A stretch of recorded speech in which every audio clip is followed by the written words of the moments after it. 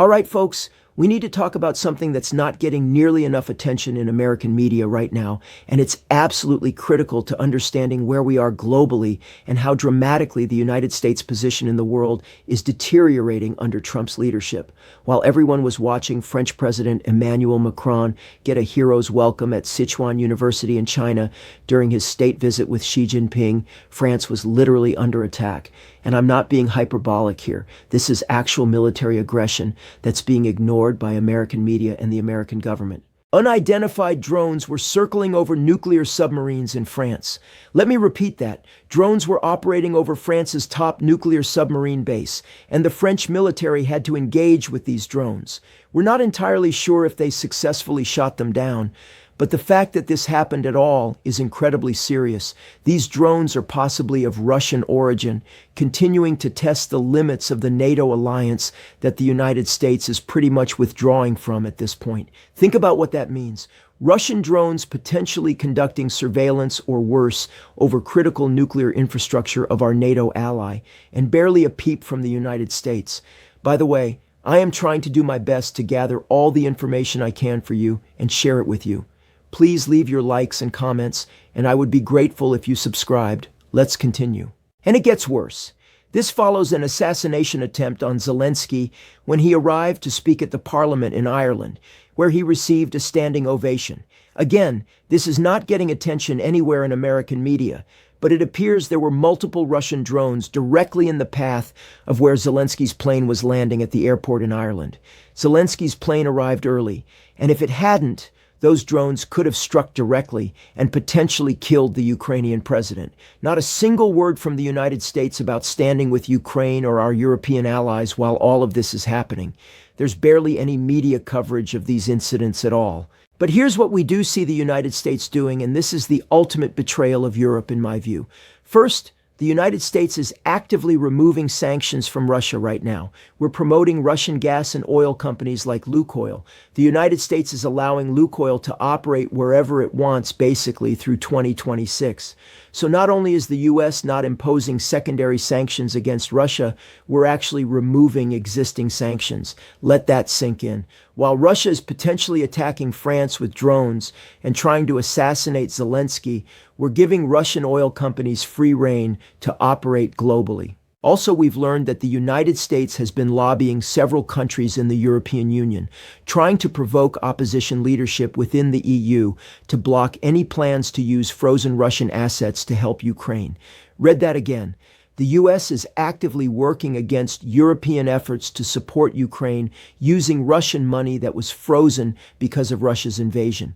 The U.S. position now is to bleed Ukraine dry because Donald Trump wants Putin to be able to take over Ukraine and complete the genocide that's currently taking place.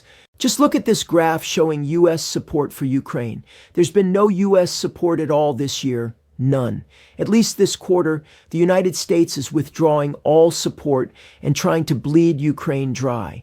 There was a phone call among top European leaders that Der Spiegel, a major German newspaper, got access to. A leaked transcript showing these European leaders speaking with Zelensky, basically saying, "You cannot trust the United States. Be very careful. Witkoff and Kushner and that whole crew are basically agents of Putin at this point. We've got your back, but you have to be extremely careful. The United States is essentially an enemy now." You might think I'm being hyperbolic. You might want better translation or think I'm exaggerating. But let me show you something that removes all doubt. This is the United States National Security Strategy Report that was officially published publicly on Friday, though it leaked on Thursday. This is an official document about U.S. global priorities. Let me read you what it says, word for word. The top priority listed is cultivating resistance to Europe's current trajectory within European nations. In other words, actively working to destroy the European Union from within. I'm reading directly from the U.S. National Security Strategy document. This is what they published publicly, that the U.S. wants to destroy the European Union and views the EU as an enemy. This isn't speculation or interpretation. This is stated U.S. policy under the Trump regime. The document also states that the growing influence of patriotic European parties gives cause for great optimism. What they're referring to are parties like Marine Le Pen's party in France, ultra-nationalistic MAGA-style, Putin-supporting movements, or the Reform Party in the UK, or the German right-wing MAGA party that J.D. Vance openly supports. All of these right-wing extremist Putin bootlicking groups that use xenophobic anti-immigrant language, the U.S. is saying we need to support them. That's official policy now. The report also discusses what it calls the lack of self-confidence in Europe being most evident in Europe's relationship with Russia. Then it goes on to say, a core interest of the United States is to negotiate an expeditious cessation of hostilities in Ukraine in order to stabilize European economies, prevent unintended escalation or expansion of the war, and reestablish strategic stability with Russia, as well as to enable post-hostility reconstruction of Ukraine to enable its survival as a viable state. Strategic stability with Russia. That's the phrase. The document talks about wanting to manage European relations with Russia and says this will require U.S. diplomatic engagement to establish conditions of strategic stability across the Eurasian landmass. In other words, bring Russia back into the fold as if the invasion of Ukraine never happened, as if the war crimes being committed daily are irrelevant. Now let's look at the Der Spiegel report that reveals the ultimate betrayal by the United States.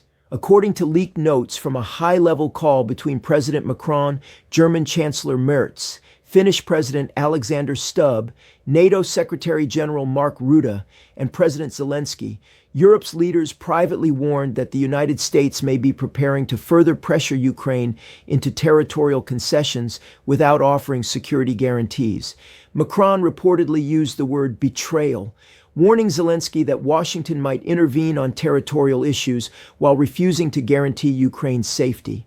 Chancellor Merz of Germany cautioned Zelensky to be very careful in the coming days, saying, "The United States is playing games with you and with us." President Stubb said that Zelensky must not be left alone in any room with Kushner and Witkoff, the unofficial envoys pushing Trump's agenda. NATO's Mark Rutte agreed, emphasizing that Zelensky himself must be protected. Everyone understands the stakes. Everyone recognizes that the United States is now essentially an ally of Russia and no longer an ally of NATO or Ukraine. It's a devastating realization, but that's where we are right now. While Donald Trump is posing with the corrupt head of FIFA, accepting some fake peace prize, which honestly looks more like international mockery at this point, real serious meetings are taking place across the world as a new world order is being structured that leaves the United States isolated and weaker than ever. You had French President Macron meeting in China with Xi Jinping on a state visit, getting a hero's welcome. You had Prime Minister Modi of India giving Vladimir Putin red carpet treatment during a state visit to India, as the United States alienates everybody with bizarre position papers attacking Europe. America is finding itself completely alone, all alone while the rest of the world moves forward without us. Meanwhile, J.D. Vance and Marco Rubio are attacking Europe and the European Commission. Rubio tweeted, "The European Commission's $140 million fine against Elon Musk's X, formerly Twitter, is an attack on all American tech platforms and the American people by foreign governments. The days of censoring Americans online are over." J.D. Vance added, "Rumors swirling that the EU Commission will fine X hundreds of millions of dollars for not engaging in censorship. The EU should be supporting free speech, not attacking American companies over garbage." You see how the position is basically treating Europe as though it were Russia and treating Russia as though it were Europe? The United States has abandoned all of its traditional allies. European Commission President Ursula von der Leyen posted about exchanging views with Belgian Prime Minister on frozen Russian assets and supporting Ukraine, noting that time is of the essence given the current geopolitical situation and that financial support for Ukraine is of central importance for European security. But Trump is lobbying against this because Trump is trying to help Putin. That's the entire goal of Trump's policy: destroy Ukraine and help Putin. Zelensky put out a statement that shows how dramatically his tone has changed regarding the Trump regime. He wrote, Today, Ukrainian representatives will continue their discussions in the United States with Trump's team. Our task is now to obtain the full information about what was said in Moscow between Putin and Trump's envoys Witkoff and Kushner, what was said in Moscow, and what other pretext Putin has come up with to drag out the war and pressure Ukraine. Ukraine is prepared for any possible developments, and of course we will work as constructively as possible with all our partners to ensure that peace is achieved and that it is, after all, a dignified peace.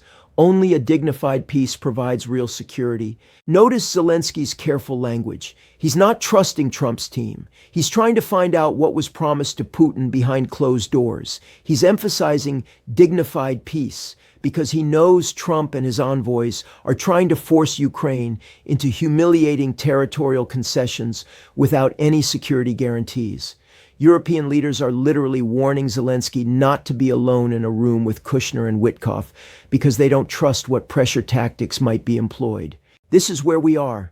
The United States has a national security strategy document that explicitly states our goal is to undermine and destroy the European Union from within.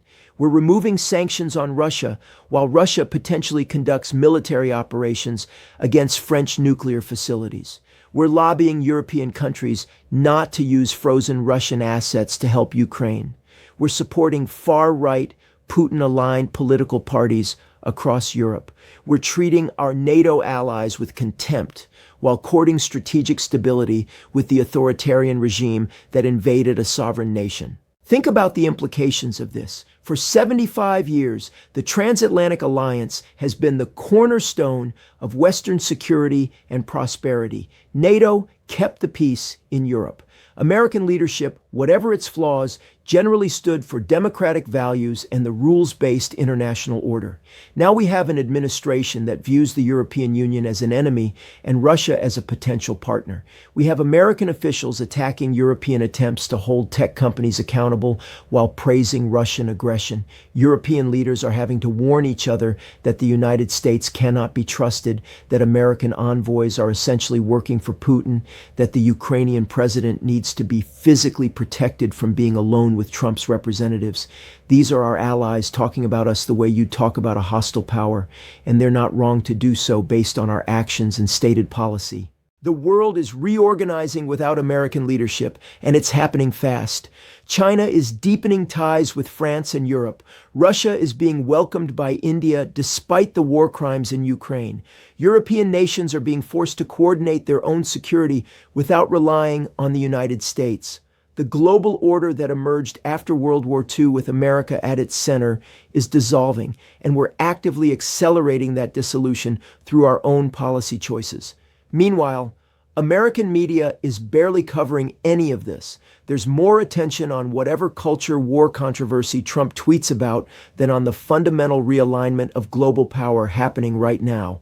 People don't understand that we're watching the end of American global leadership in real time, replaced not by some carefully managed transition, but by chaotic abandonment of our allies and embrace of our adversaries. Trump getting his fake FIFA Peace Prize while his envoys work with Putin to carve up Ukraine is such a perfect metaphor for this moment. Surface-level pageantry and ego gratification while the substance of American power and influence crumbles. European leaders watching this unfold and having to plan for a world where they can't count on the United States is a historic shift with consequences that will echo for generations. The people pushing this policy, Trump, Vance, Rubio, Kushner, Witkoff, either don't understand what they're destroying or don't care. They're so focused on their personal relationships with Putin, their admiration for authoritarians, their contempt for democratic allies, that they're willing to tear down everything that made America powerful and prosperous in the first place. And when the history of this era is written, this will be seen as one of the great strategic blunders, the moment America chose isolation and alignment with autocrats over leadership of the free world. We're living through it right now, and most Americans have no idea it's even happening.